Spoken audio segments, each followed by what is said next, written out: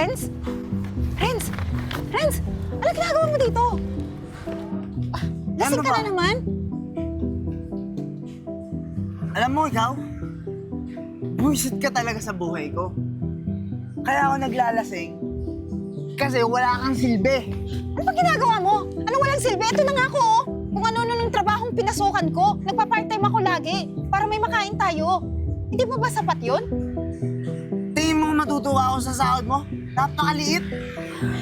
Eh paano ba naman? Yung konting sahod ko, na para pang kain natin, ginagasto mo para pang inom. Alam mo, huwag mong sasabihan ng ganyan dito, ha? Nasaktan ako. Kung meron dapat si Sino, ikaw. Walang kwenta yung trabaho mo. Napakaliit ang sahod. Di sana Kaya ba tumutulong ka gusto sa lahat ng akin? mga kailangan ko? Ba't hindi mo kaya akong tulungan? Ha? Kesa atupagin mo yung pag-iinom. Renz, mag-asawa tayo dito. Dapat alam mo din yung obligasyon mo. Hindi yung puro akin na lang. Alam mo bang pagod na ako? Pagod na pagod ka na. Nagre-reklamo ka pa ngayon. Ano ba nasasaktan ako? Tarantado ka pala eh. Lahat ng mga pangangailangan ko, kailangan ikaw gumawa nun. Pati yung pag-inom ko, sisitahin mo pa? Bakit hindi? Okay lang sana kung minsan ka lang mag-inom. Eh halos buong araw ka nang nagiinom. Araw-araw. Dahil sa'yo. Kasi pagod na ako sa sitwasyon natin. Mas pagod ako. Pagod na nga itong isip ko, pagod pa yung katawan ko. Para sa'yo, para mabuhay ka. Ano, hindi mo ako nanay. Hindi mo ako pinakasalan para maging nanay mo, para maging katulong mo. Alam mo, napakaingay ng bunganga mo eh. Hindi ka naman nakakatulong sa akin. Alam mo, mas masaya pa akong kasama yung mga kaibigan ko kaysa sa'yo. Kasi wala kang silbi. Alam mo, pagluto mo ako ng pagkain, Ano ba? umuwi na tayo. Riz, ano ba nasasaktan ako? Bitawan mo ako! Sige. Riz, tama na! Tama na! Nasasaktan na ako! Palagi mo na lang akong ginaganito! Tama na? Nakita mo yung ginawa mo sa akin sa labas kanina? Wala akong ginawa sa'yo! Pinapakailan mo yung pag-iinom ko? Tapos mag-iinarte ka dun sa public? Ha? Anong pinagsasabi mo? Nagiinom ako dun kanina. Pinuntahan mo pa ako, ha? Wala akong ginawa! Nakita kita doon! Ano ba? Sagot ka pa talaga sa akin. Anong gusto mo mangyari, ha? Eh, punyeta ka palang babae ka eh. Sawang-sawa na ako sa'yo. Masawang-sawa na ako sa'yo! Demonyo ka! Demonyo? Gusto mo makita ng demonyo talaga? Tama na! Ano ba? Nasasaktan na ako! Simple lang yung gusto kong gawin mo. Manahimik ka. Huwag mo ako laging pagbubungaan. Punyeta yung luto mo, napakalat. Nagsasawa na ako sa luto mo. Paulit-ulit na lang. Puro gulay. Bakit hindi ka magluto? Bakit ako inuutusan mo? Naghihintay ka pa sa akin kahit pagod na ako sa trabaho! Ka dito. Tama na! Pagod na ako sa bibig mo. Ha? Walang patutunguhan tong usapan natin kung di ka magluluto ng maayos kayo. Tutuwan mo ako ng sinigang na baboy. Naiintindihan mo? Naiintindihan mo? Yan. Luto ka dyan.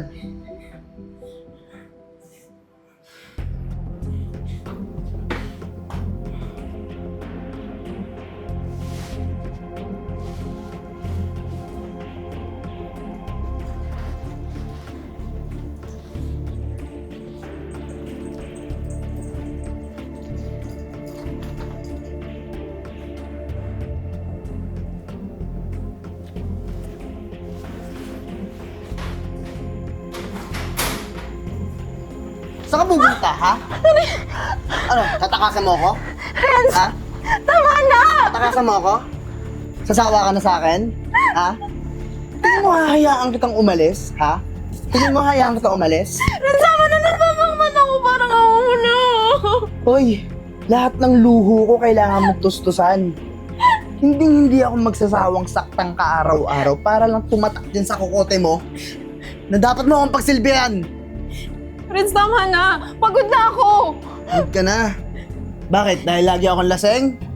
Tingin mo, anong dahilan ko? Ha? Tingin mo ano? Sa tingin mo ba? Tatakas ako sa'yo? Kung matino kang asawa? Sira ulo ka pala eh. Sasagot-sagot ka pa sa akin, ha? Wala ka namang silbi sa akin. Pinagtsatsagaan lang kita. Ang tanging silbi mo lang sa akin para usan. Tapos, binibigyan mo lang naman ako ng mga konting pere. Sa mga maliit mong trabaho. Ano? Gagawin kong impyerno yung buhay mo hanggat buhay ako. Hindi ko hayaang umalis ka dito sa pamamahay ko. Ha? Naiintindihan mo? Subukan mong tumakas. Ha? Subukan mong tumakas. Ha? Eh, alam ko naman na patay ka sa akin eh. Ano? Sumamalis? Aalis ako. Hindi kita kailangan. Saan ka pupulutin yan sa daan? Sige nga. Wala kang makikitang kasing gwapo ko. Tsaka alam kong patay ka sa akin. Yun lang? Ha? Yun lang ba yung dahilan? Para balikan ka? Wala na. Ano? Wala na Sumamalis? Oo, aalis ako. Hindi na kita kailangan. Total, hindi mo rin ako kailangan, di ba? Ikaw na rin nagsabi, para usan lang ako. Tama na. Siguro nga magandang umalis ka na lang. Total, nakakarindi ka, tsaka wala ka rin naman talagang silbi sa akin eh. Tsaka ang dami nagkakagusto dyan sa akin na mas mayaman kaysa sa'yo. Ano, alis ka? Halika, hahatid pa kita. Alis. Huwag ka nang babalik ha.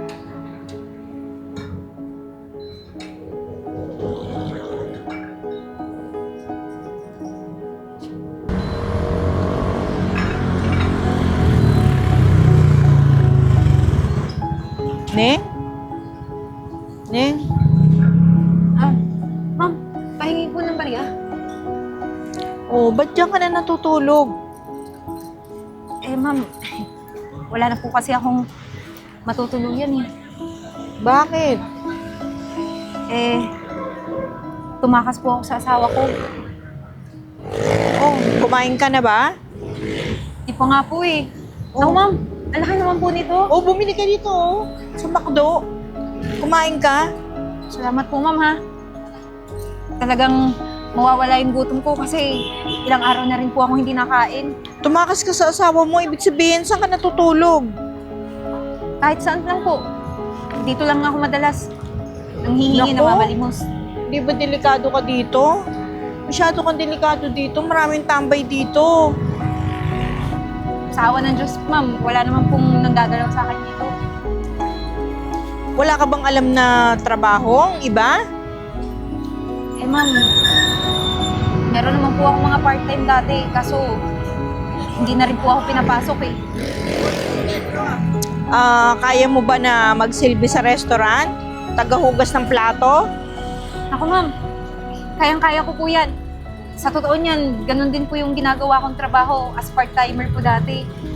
Oo, kung ganun, gusto mo, pumasok ka sa isang pwesto ko. Marami akong resto.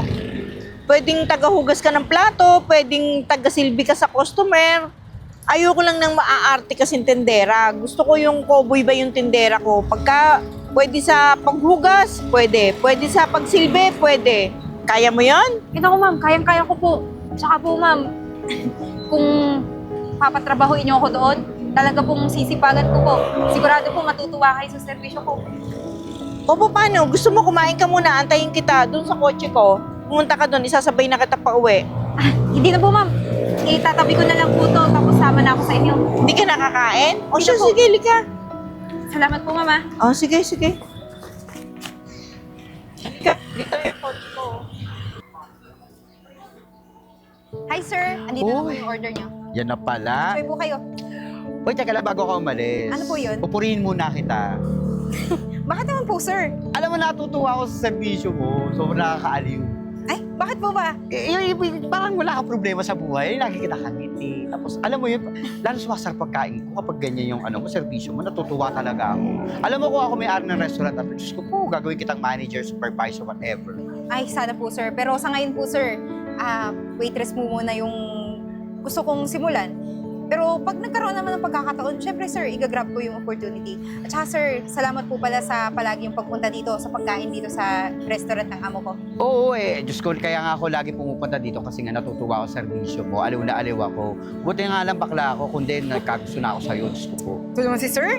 Oo. O siya sir, enjoy po kayo. Kung may kailangan kayo, tawagin nyo lang ako. O, kantahan mo muna ako. Ha? Diyos lang. Sige na.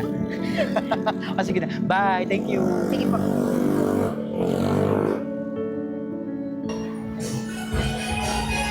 Ay, ma'am, may kailangan po kayo? Wala. Rinig ko lang yung sinabi ng customer natin, natutuwa ko. Ay, At natutuwa rin naman talaga ako sa serbisyo mo. Nakakatawa ka talaga, yung sobrang sipag mo. yung sobrang dedikasyon mo sa trabaho mo. Lagi rin kitang ina-obserbahan, pero talagang natutuwa ko rin sa'yo. Eh ma'am, sinisipagan ko rin po kasi alam kong malaki yung utang na loob ko sa'yo, kundi dahil sa inyo. Hindi ko alam kung saan ako pupulutin ngayon. Tsaka siguro hanggang ngayon, nandun pa rin ako sa asawa kong abusado. Pero alam mo, may plano ko. Hindi ko pa sana sasabihin sa'yo, pero palagay ko it's about time na, no? May bago kong bubuksan na branch dito sa may bandang Kalamba. Tingin ko kaya mo na i-manage yun. Kaya mo ba? Ibig niyo pong sabihin, ako na po yung magpapatakbo nun? Yes, magbubukas tayo ng isang ganito. Ganito. Bibigyan kita ng 7 tao, pero ikaw talagang mag-iintindi sa kanila. Ikaw mag-manage. Ako po ma'am.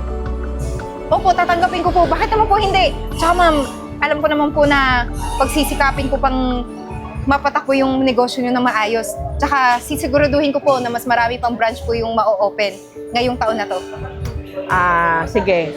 3 weeks from now, umpisahan natin. Sige po ma'am. Ready ka, ha? Okay. O siya po, balik na ako sa trabaho. Sige. Po Ma'am Gina, tingnan niyo yung review sa bagong shop na inopen natin. Puro ang ganda. Eden, Teka lang. Ano ginagawa mo dito? nakita kasi kita doon kanina eh, naglalakad ka eh. Kaya lumapit na ako kasi gusto ko sana humingi ng sorry sa'yo. Ito nangyari sa akin ngayon, wala akong makain. Ngayon ka pa talaga hihingi ng sorry? Alam mo, nababad trip ako sa'yo eh.